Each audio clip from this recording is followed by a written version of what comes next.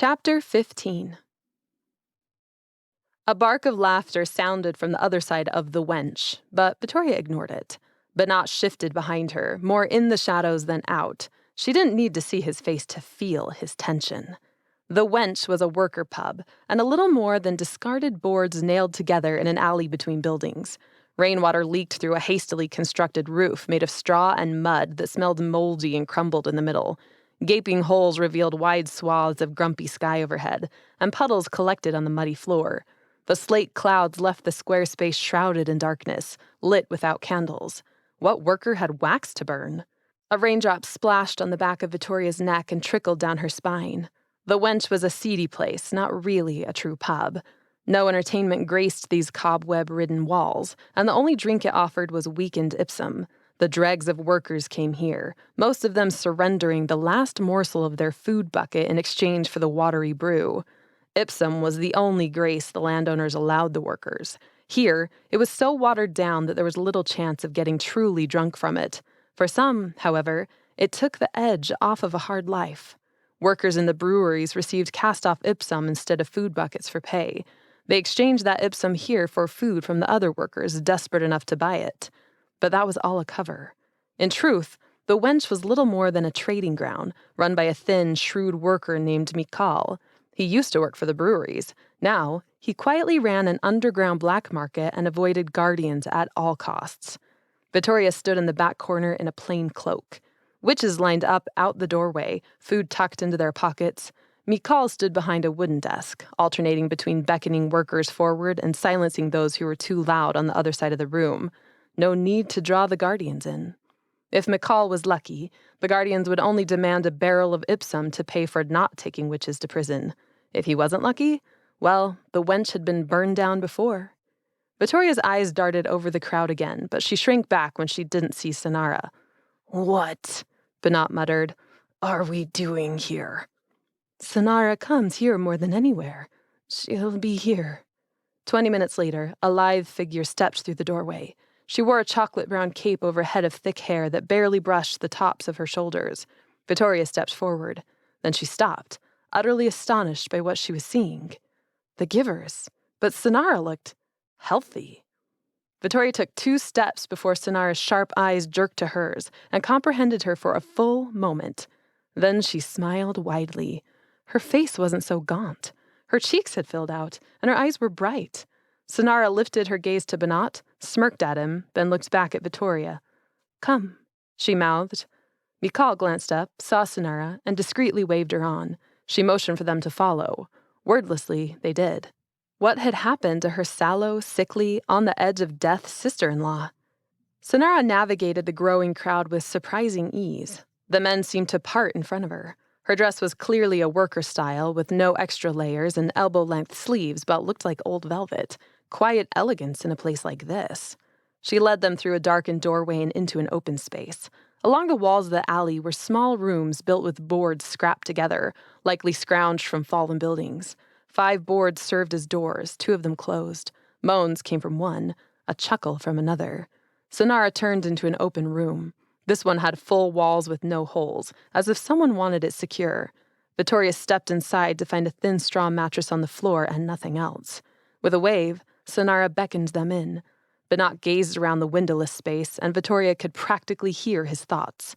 One wall matched the aged wood of the building next to them. The rest were thin pieces of scrap wood salvaged together. The whole place would collapse in a good wind, but the other rooms hadn't been so well put together. They all had holes, missing boards, half a door. He shook his head. "I'll stay out here." Sannara shrugged, then shut the door. The moment it closed, she yanked Vittoria into her arms. Light spilled through slats in the wooden ceiling, giving just enough illumination to see Sannara's relieved expression.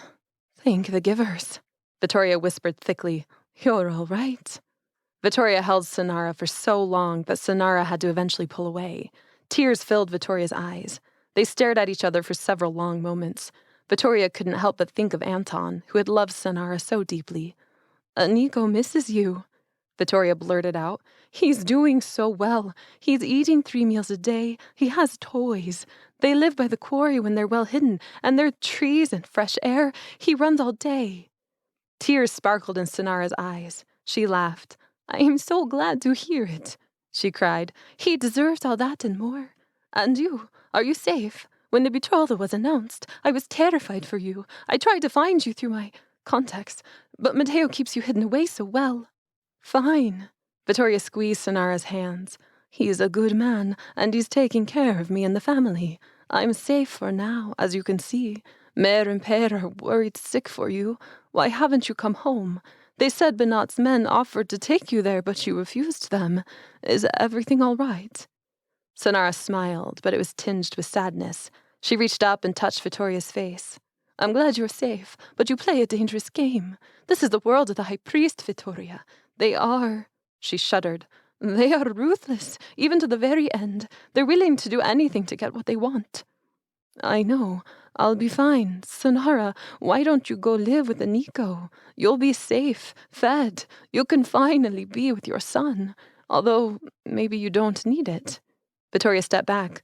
"You look so healthy." A flash of something appeared in Sannara's eyes, then faded.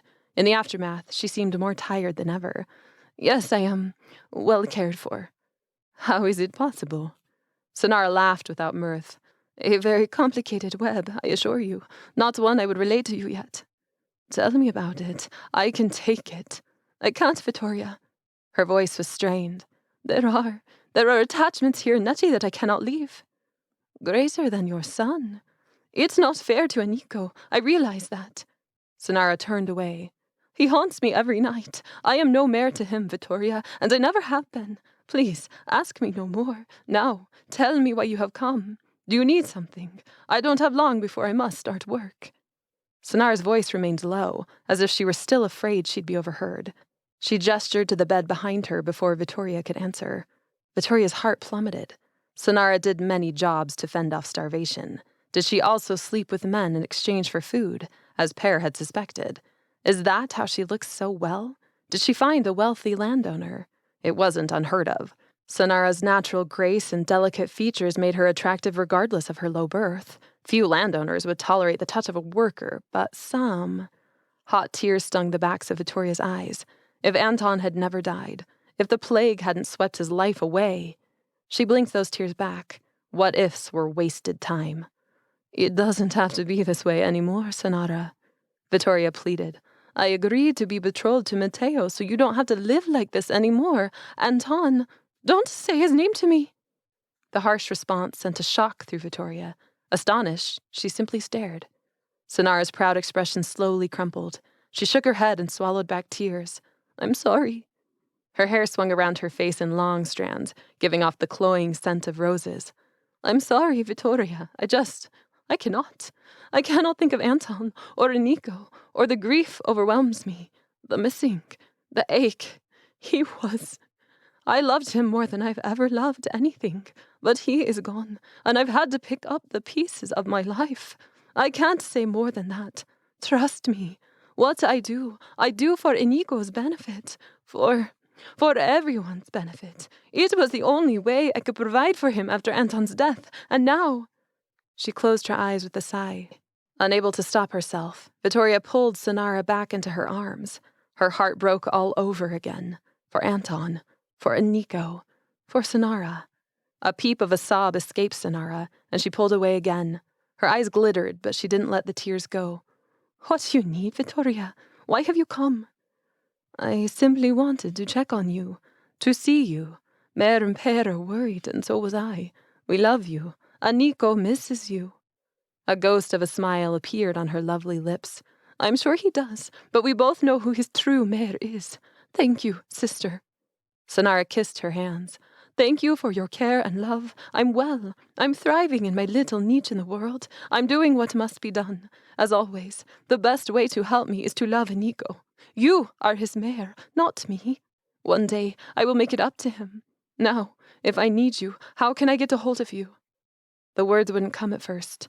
The resignation in Sannara's voice cut deep. Vittoria wanted better for her, had created better for her. Why wouldn't she take it? "I'm in a shack on the beach out west of Nechi," she finally said. "Come out there. Benat's men will see you before you see us, and will bring you in. I'll tell them you might come. If you ever need anything, food, shelter, Escape? Vittoria fought not to stare at the bed. A new life. I'm here for you, Sannara. Sannara leaned forward, kissed Vittoria on the cheek, and squeezed her hands. Thank you, Masuna. I will do that. Banat knocked on the door. Lady? I must go. Vittoria gave her sister-in-law one last kiss, then stepped away. Take care, Sannara. Vittoria backed out of the ramshackle room, her heart in her throat as she walked away. That afternoon, Vittoria stared at the churning, angry ocean as raindrops tapped against the window. Her mind drifted to Eneko. He had an inherent restlessness on rainy days. Most worker children were products of the outdoors. They lived in the nooks and crannies of the streets because even that smelled better than the dank holes they slept in. But when it rained, going outside wasn't worth the muddy battle, nor the cold. With a shiver, she pulled a wrap more closely around her. A warm fire crackled in the hearth. Zuri bustled in the background, humming under her breath as she sorted through a few scrolls. Their daily reading lesson would begin soon. After that, magic. Zuri had taught her a few easy incantations, turning water into wine, then back again, moving a scroll to the bed from the counter. Today, she'd practice being invisible. She taught all of it to Mare, Pear, and Eneko on her nightly visits. Eneko was so fast, his mind so quick. When Vittoria asked when she'd learned to transport, Zuri waved her off. Milk first, Zuri had said with the prim purse of her lips. Meat later. Get this right, and then I'll teach you to be invisible, then to transport. Transportation is dangerous unless you really know what you're doing. Vittoria's thoughts drifted to Sannara, then to Hode. A chill slipped through her. The mystery of Esperanza still troubled her, but not more than Mateo's cold, close-lipped reaction when she'd mentioned his mare's name, nor his righteous indignation when he swore they would never fail in their protection of her again. No, he'd never let her find the rebels. Did she blame him? No. The rebels were almost as frightening as Hode. Their desperation was palpable, which made the situation that Mateo and Banat had discussed that morning all the bleaker. Could he really stop her? He didn't have the power to command her to not go, because he wasn't her husband yet. But surely Banat would tighten security. They wouldn't let her leave at all, maybe. She didn't want to lose her opportunity to distribute the food buckets, nor did she want to endanger her family if Hode truly knew where they were. Her only hope lay in Mateo giving her an explanation of his mare that would fill in some holes. Maybe she wouldn't have to visit the rebels if Mateo could suss out what Hode wanted. But that didn't seem right either. She had the urge to ask Zuri about Esperanza, but held back. Such a question should go to Mateo first. She owed him that courtesy. But how to ask without explaining what Hode wanted her to do? Her determination doubled.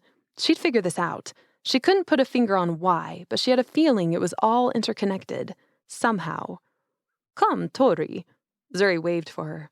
A box of wet sand and a stick waited at her feet. Vittoria would draw the letters in sand first, then switch to quill and parchment later, once she felt more confident in it so the parchment and ink weren't wasted.